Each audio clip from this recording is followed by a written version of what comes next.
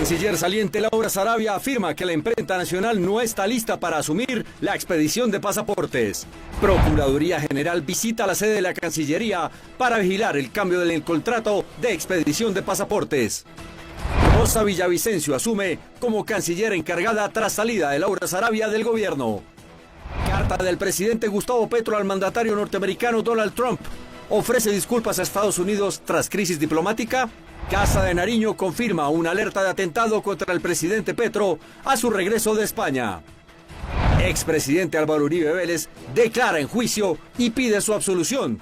Dice que no hay pruebas en su contra. Condenan a padre de niños indígenas rescatados en la selva del Guaviare por abuso sexual.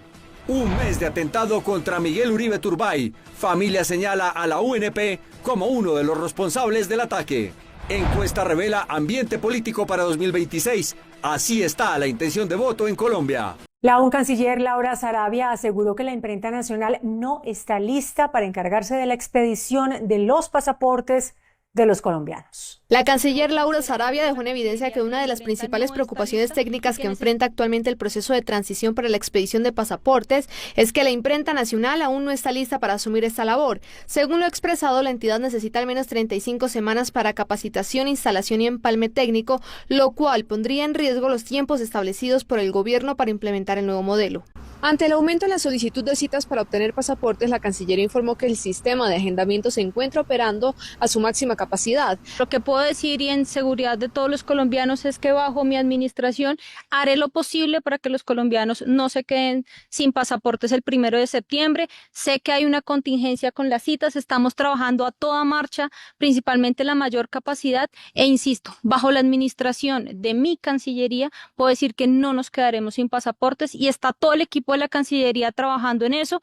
Lo demás serán decisiones del presidente Gustavo Petro. La alta afluencia de usuarios ha generado presión sobre el sistema, pero la Cancillería reiteró que el servicio está asegurado y que se están tomando todas las medidas necesarias para atender la demanda. Al mismo tiempo hizo un llamado a quienes no tienen un viaje próximo y cuyo pasaporte aún está vigente para que se abstengan de solicitar una cita en este momento, permitiendo así priorizar a quienes requieren el documento con mayor urgencia.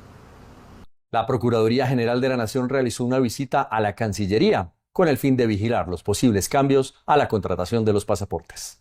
La Procuraduría General de la Nación inició una inspección administrativa en las oficinas del Ministerio de Relaciones Exteriores y en la sede de Imprenta Nacional en Bogotá. La acción corresponde a una vigilancia preventiva solicitada por la canciller Laura Sarabia el pasado 5 de marzo con el objetivo de garantizar que la transición al nuevo modelo de emisión de pasaportes se realice con transparencia. El día de hoy he recibido la buena noticia y celebro el acompañamiento de la Procuraduría. He recibido una delegación de más de 14 personas en los cuales hemos trabajado durante toda la mañana en las claridades del proceso, en lo trabajado y siguen trabajando en la Cancillería revisando los documentos y revisando toda la trazabilidad de 6 meses de gestión en las cuales están bajo mi administración y en las administraciones anteriores. El operativo estuvo encabezado por más de 14 funcionarios y se recolectó documentos y se revisó la trazabilidad de decisiones contractuales, tanto en la Cancillería como en la imprenta. El foco de investigación es el eventual cambio de proveedor, actualmente bajo la empresa de Thomas Gregg & Sons, por la alianza de la imprenta nacional con la Casa de la Moneda en Portugal. Mucha atención que Laura Sarabia anunció hace pocos minutos que la vicecanciller Rosa Villavicencio quedará al frente del ministerio como canciller encargada a partir de mañana. Tras una reunión con el presidente Gustavo Petro, la ministra de Relaciones Exteriores, Laura Sarabia, anunció que inicia el proceso de empalme con Rosa Villavicencio, quien se venía desempeñando como viceministra de esta cartera. A partir de ahora será la nueva canciller de la República y además estarán hablando acerca de cómo será el futuro no solo de los pasaportes, sino también de las relaciones diplomáticas del país. Una reunión donde tratamos varios temas de la política exterior, donde tratamos varios de los avances que hemos tenido con los Estados Unidos y a partir de mañana inicio un empalme con la vicecanciller Rosa Villavicencio, quien asumirá la Cancillería. Estaremos trabajando junto a ella, le estaré entregando toda mi gestión de estos últimos 6 meses, toda mi gratitud al presidente Petro. La Gobernación del Valle del Cauca aseguró que en el departamento se siguen expidiendo pasaportes sin contratiempos. En medio de la polémica suscitada a raíz de la expedición de pasaportes y el cambio del operador por parte del gobierno nacional, las autoridades en el Valle del Cauca entregaron un parte de normalidad en el servicio e hicieron énfasis en que no se ha registrado ningún tipo de contratiempo. Continuamos con total normalidad prestando el servicio, las personas pueden hacerlo a través de la página web, como se hace usualmente, se siguen dando citas y por supuesto se seguirá entregando el pasaporte. Nosotros no tenemos ninguna restricción oficial y para los temas sobre el particular, el procedimiento más adelante de cómo funcionará, eso pues es competencia de la Cancillería. Según las autoridades, la Oficina de Pasaportes del Valle del Cauca cuenta con una capacidad de atención de 3.600 citas al día en promedio, las cuales pueden ser separadas por la ciudadanía en la página web www.pasaportes.valledelcauca.gov.co. En el Valle del Cauca la entrega de pasaportes se está realizando en un lapso de 48 horas. Por tal motivo, desde la Gobernación del Valle le hacen un llamado a la ciudadanía para que pueda agendar la cita en los diferentes canales que han sido habilitados para tal fin. Desde Cali, Jorge Escobar Banderas, Noticentro 1. Noticia en desarrollo. El Ministerio de Comercio abrió un diálogo con gremios estratégicos para analizar el impacto de los aranceles de Donald Trump. El Ministerio de Comercio informó que actualmente se encuentran evaluando el impacto que tendría Colombia en los nuevos aranceles anunciados por el presidente Donald Trump a países del bloque BRICS. Las implicaciones se están analizando especialmente los sectores financiero y tecnológico, donde se estima que podrían generarse las afectaciones. Habría que verificar el término diplomático para ver si en ese sentido se tiene en cuenta Colombia, porque esto, como les decía, es un ejercicio principalmente financiero y técnico, como cualquier acceso a otro banco de desarrollo. Adicionalmente, hemos trabajado en mesas con los gremios que han sido considerados estratégicos. De manera preventiva, el gobierno también ha iniciado una serie de mesas de diálogo con gremios estratégicos y sensibles frente a la relación arancelaria con Estados Unidos. Estos espacios buscan revisar los acuerdos vigentes, identificar posibles afectaciones a la producción nacional y establecer mecanismos que garanticen condiciones de competencia justas para los sectores implicados. El presidente Gustavo Petro le envió una carta al presidente Donald Trump retractándose de las acusaciones que hiciera contra el gobierno estadounidense. En una carta enviada el 23 de junio del 2025 al presidente Donald Trump, el presidente Gustavo Petro expresó su intención de superar las tensiones recientes entre ambos gobiernos y propuso abrir un nuevo capítulo de cooperación hemisférica. El mensaje se conoció tras una semana marcada por roces diplomáticos y llamados a consulta de embajadores, y busca dejar atrás señalamientos mutuos y reencauzar el diálogo bilateral. En aras del diálogo, quiero decir que mi intención no es cerrar puertas, sino abrir caminos para una conversación honesta y respetuosa entre nuestros países.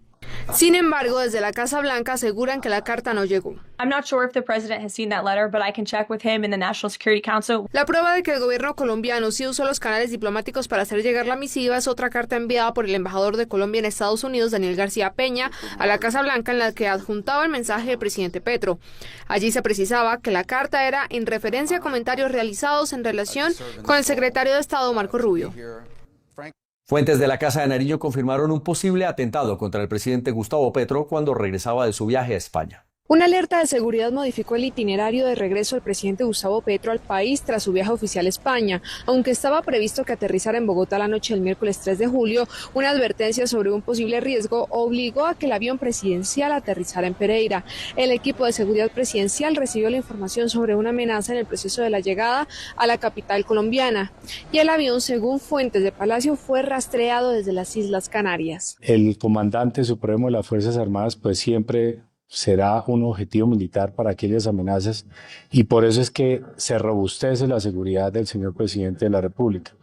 De parte del Ministerio de Defensa les puedo decir que se ha dispuesto todas las capacidades, no solamente de inteligencia, sino también operativas. La aeronave tenía previsto arribar al aeropuerto El Dorado a las 9:10 p.m., pero ante la situación se optó por cambiar el destino y aterrizar en el Aeropuerto Internacional Matecaña en Pereira. El grupo presidencial pernoctó en la ciudad y al día siguiente regresó a Bogotá en aviones militares. Sin embargo, el jefe de Estado viajó en una aeronave distinta. La Casa de Nariño aún no ha emitido un pronunciamiento oficial sobre el hecho. El proceso penal que se lleva contra el expresidente Álvaro Uribe llegó a su etapa final con declaraciones presenciales del acusado. La sentencia debe dictarse antes del 8 de octubre. Hola, muy buenas noches. Pues este lunes rindió su declaración en el juicio del expresidente Álvaro Uribe Vélez, quien durante varias horas expuso por qué debe ser declarado inocente según él, dado que Para la defensa del expresidente Álvaro Uribe, él no incurrió en los delitos de fraude procesal y soborno, cargos por los que la Fiscalía General de la Nación le abrió un juicio penal por estos dos hechos por presuntamente intentar sobornar a dos exparamilitares. El expresidente Álvaro Uribe estuvo en el estrado durante 9 horas para intentar demostrar su inocencia de los cargos que le formuló la Fiscalía por presunta manipulación de testigos. La Fiscalía no pudo probar los delitos que injustamente me asignaron. Mi interés como miembro de familia, ciudadano y expresidente es que se pruebe a lo largo de estos años, te he dicho la verdad. Por eso, señora juez, entro en muchos detalles. Desde que recibí la información del doctor Andrés Arias, tuve el mayor interés por el tema de mi hermano Santiago. Desde que el doctor Diego Cadena me compartió información sobre el caso del doctor Álvaro Gómez Hurtado, sentí un gran compromiso como colombiano y expresidente de que se avanzara en este caso. El exmandatario señaló que la Fiscalía no entregó pruebas para condenarlo. No hay una sola prueba que yo les hubiera mandado ofrecer beneficios. Ellos, todos han dicho que no les ofrecieron beneficios. Durante su extensa declaración, el expresidente Álvaro Uribe fue insistente en que siempre dijo la verdad ante la Corte Suprema de Justicia y ante los diferentes jueces y fiscales que han pedido su versión. Además, aseguró que en ningún momento le pidió al abogado Diego Cadena que hiciera gestiones irregulares para favorecerse en declaraciones de exparamilitares. Es la información que originamos desde el Complejo Judicial de Palo Quemado. César Melo, Noticentro 1. El gobierno nacional anunció que están a punto de firmar el contrato para la compra de 16 aviones de combate suecos. El ministro de Defensa Pedro Sánchez anunció que el gobierno firmará en septiembre el contrato para renovar la flota aérea con aviones Gripen. La compra incluye entre 16 y 24 aeronaves, aunque las autoridades no han confirmado cifras definitivas. El proceso va muy avanzado, tiene 2 líneas, una que tiene que ver con la parte presupuestal y contractual, que creemos que a finales o a mediados de septiembre ya esté firmado el contrato, dependiendo de decisiones económicas que se tomen, en las cuales no afecta para nada las inversiones sociales que tiene el gobierno nacional, pero por todo lo contrario, sí beneficia, ya que este proceso tiene un impacto social. El acuerdo contempla beneficios de compensación social dirigidos a impulsar desarrollo nacional, una planta de paneles solares en Córdoba, proyectos de agua potable en La Guajira y modernización de tecnología médica en el Hospital San Juan de Dios en Bogotá. Además, esta semana estarán en Colombia al menos 2 aviones de combate. Manuel Ranoque, padre y padrastro de los hermanitos Mucutuy que sobrevivieron 40 días en las selvas del Guaviare después de un accidente aéreo, fue condenado hoy por abusar sexualmente de su hijastra mayor. Un juez declaró culpable a Manuel Ranoque, padre de los niños indígenas que estuvieron 40 días perdidos en la selva en el Guaviare tras un accidente aéreo. Ranoque señalado de abusar de una de las menores que fue rescatada en la selva, por lo que tendrá que responder por los delitos de actos sexuales abusivos con menor de 14 años y acceso carnal abusivo con menor de 14. Tras enfrentar un juicio, la Fiscalía logró demostrar la responsabilidad del hombre, por lo que en los próximos días se emitirá una sentencia ante un juez en Caquetá. Se cumple un mes del atentado contra la vida del precandidato presidencial Miguel Uribe Turbay, quien aún se encuentra en la Fundación Santa Fe en estado crítico y con pronóstico reservado. Este lunes se cumplen 30 días desde el atentado que conmocionó al país y dejó gravemente herido a Miguel Uribe Turbay. El autor material, un joven de 15 años, fue capturado en el lugar. Días después fueron capturados alias el Beneco, Gabriela y el hermano. Asimismo, alias el Costeño fue detenido el 5 de julio en Bogotá, señalado como el autor intelectual del crimen. Durante este último mes, el país se ha unido de manera masiva en oraciones, velatones y vigilias, así como en carreras y marchas, pidiendo la pronta recuperación del senador. Asimismo, su esposa María Claudia Tarazona y su hermana María Carolina Hoyos se han convertido en un símbolo de fe y resistencia. La salud de Miguel continúa siendo delicada y su historia ha dejado una marca imborrable en la política del país. Y el abogado de Miguel Uribe insistió en que el responsable del atentado que sufrió el senador es el Estado, que no le ofreció la protección adecuada. Alias El Costeño fue enviado a la cárcel tras su captura en la ciudad de Bogotá como supuesto estructurador del crimen del atentado a Miguel Uribe. En la audiencia, el abogado del senador advirtió que el juez reprochó la falta de protección por parte de la UNP para el candidato. Hay responsabilidad por omisión por parte del Estado colombiano, es decir, la UNP de este actual gobierno. El juez consideró que efectivamente al candidato presidencial Miguel Uribe Turbay no le dieron la protección adecuada y hubo mezquindad de parte de esa entidad respecto a su seguridad. La defensa de Miguel Uribe advirtió que también solicitarán que El Costeño sea vinculado con delitos como terrorismo. Vamos a seguir trabajando en todas las instancias, tanto nacionales como internacionales, para que las autoridades den con los máximos responsables, es decir, con los autores intelectuales o determinadores y los instigadores. Es importante que el país conozca la verdad y se esclarezcan estos hechos y se den con los responsables. Alias El Costeño es el quinto detenido por este caso.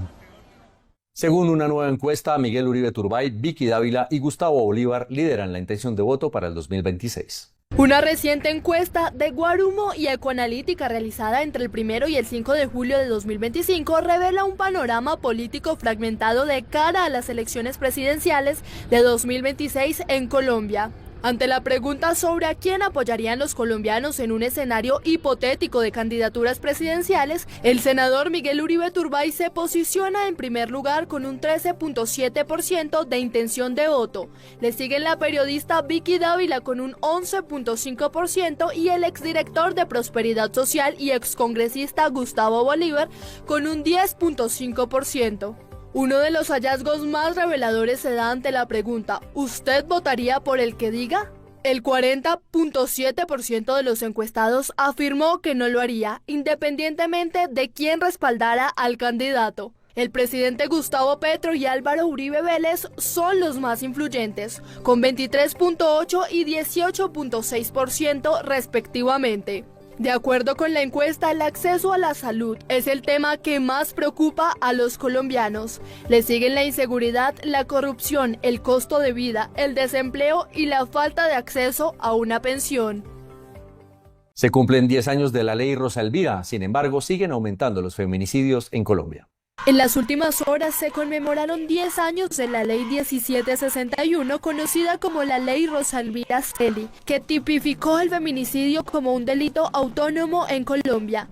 Es que es un fenómeno que en el país tiene una afectación grande, sobre el cual la administración distrital, con el liderazgo de la Secretaría de la Mujer, ha fortalecido el diseño de estrategias y adicionalmente de canales de información y de acompañamiento. A pesar del marco legal, los feminicidios siguen en aumento. En lo que va corrido de este año se han presentado 362 feminicidios en todo el territorio nacional. Entre enero y mayo de este año, la Fiscalía reportó 10 casos en Bogotá, uno menos que en el mismo periodo de 2024. Las localidades donde se presentaron estos casos fueron Ciudad Bolívar, Bosa, Kennedy, San Cristóbal y Usaquén. Este año tenemos 10 feminicidios contra 11 del año pasado, tenemos una disminución, pero de los 10 casos que se han presentado este año tenemos un esclarecimiento de 9, o sea, y estamos investigando para esclarecer el que nos falta.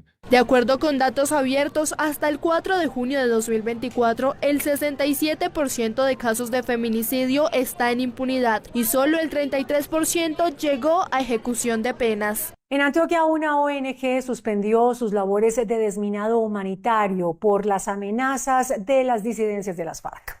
La ONG internacional de Halo Trust confirmó que suspendió las labores de desminado humanitario en el norte de Antioquia por amenazas de las disidencias del Frente 36 de las FARC.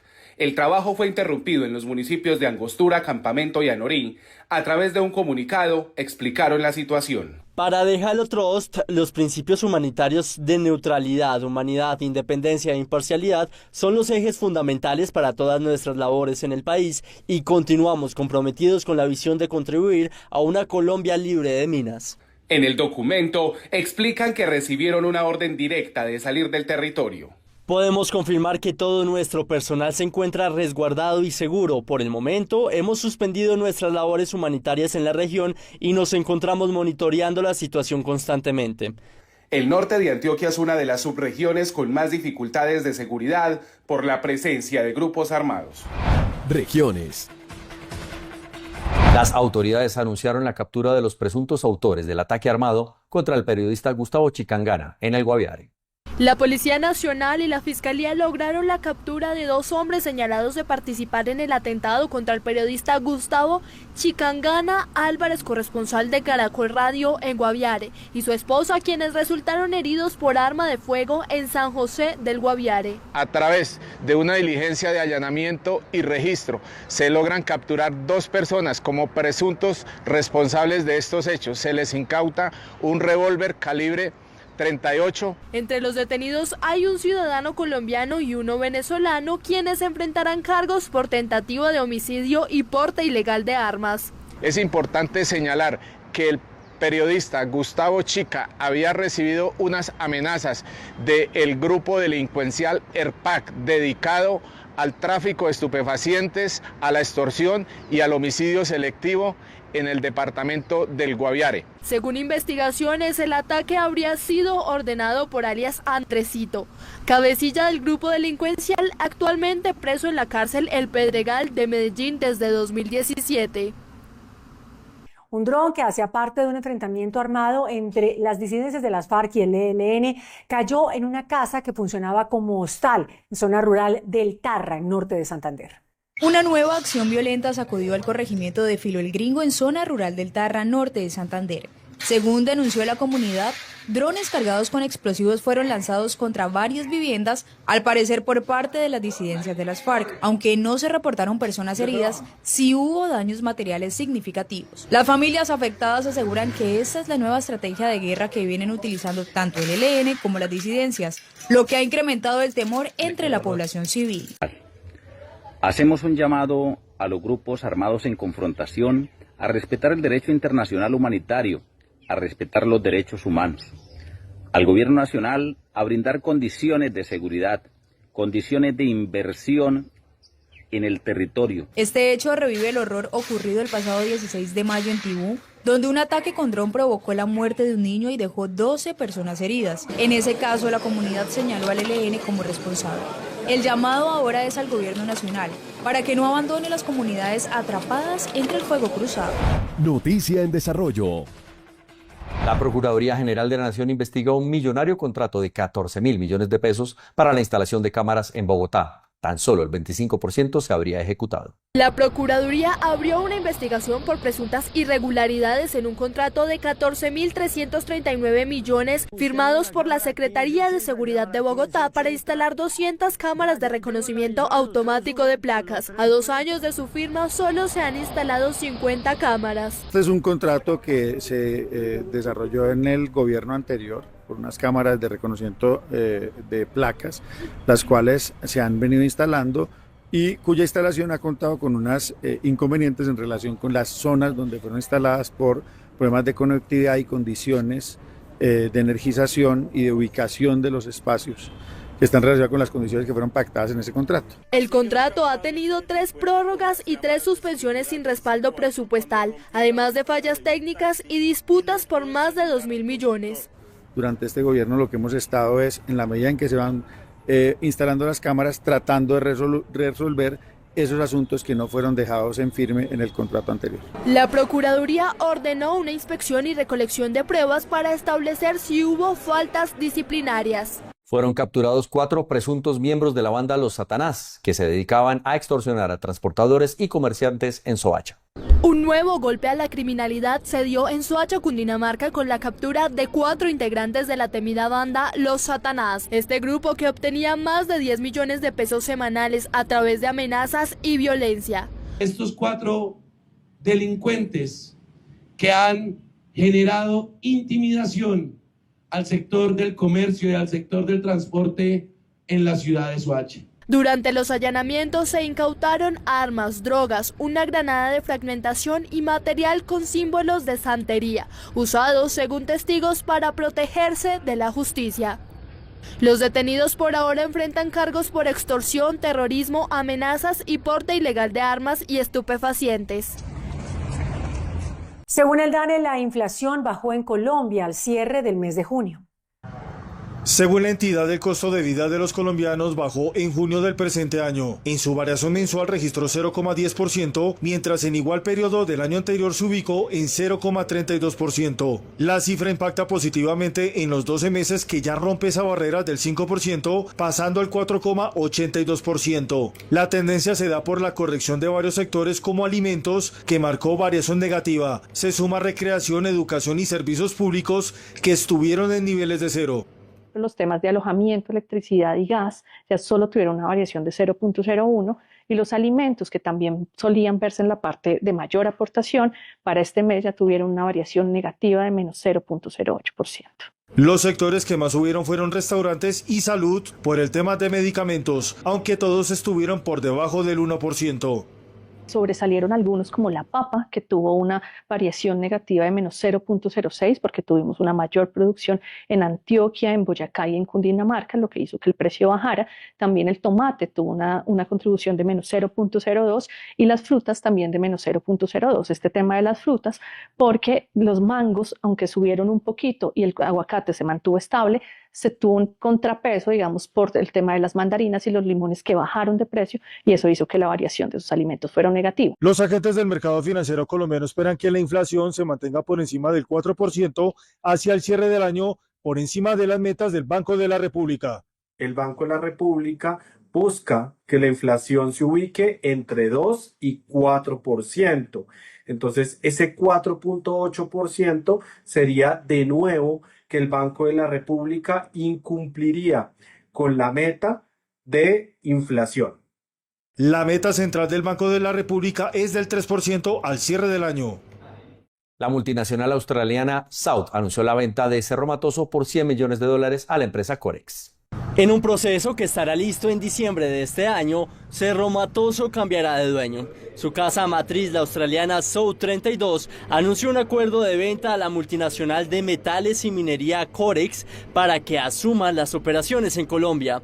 La operación se dio por $100 millones. Siempre hemos estado revisando nuestro diseño organizacional independiente de quién es el dueño, porque tenemos que garantizar que tenemos un diseño organizacional ligero que nos permita siempre estar sobreviviendo a los bajos precios que tienen los commodities normalmente. Cabe recordar que Cerro Matoso desarrolla proyectos de ferroníquel en Montelíbano, departamento de Córdoba. No se tendrá efectos sobre la operación y menos sobre la planta de personal. Dentro de los acuerdos que hay con el nuevo dueño, todos los compromisos laborales, sociales, ambientales y legales se mantienen.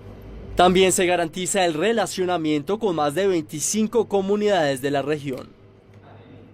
Ecopetrol anunció la compra de la empresa Wind Autogeneración SAS, que adelantaba uno de los proyectos de generación de energía solar más grandes de La Guajira. De esta manera, la petrolera adquiere el 100% de las acciones de esta compañía controlada por Enel Colombia en un proceso de suscripción de contrato por compraventa. El proyecto eólico, que se ubica entre los municipios de Uribia y Maicao en La Guajira, tendrá una capacidad de 205 megas para producción de energía eólica, que serán incorporados al portafolio del consumo del Grupo Ecopetrol. Se espera que el proyecto de energía renovable aporte en promedio 1.006 gigas por año, lo que corresponde entre el 8 y el 9% de la demanda de energía total de la empresa. Una conexión que está garantizada con ISA. 30 comunidades involucradas en la parte del manejo de las comunidades que hay que hacer. Se tendrá beneficios de descarbonización de 4,8 millones de toneladas de CO2 e inversiones estimadas en $350 millones entre el 2025 y 2027.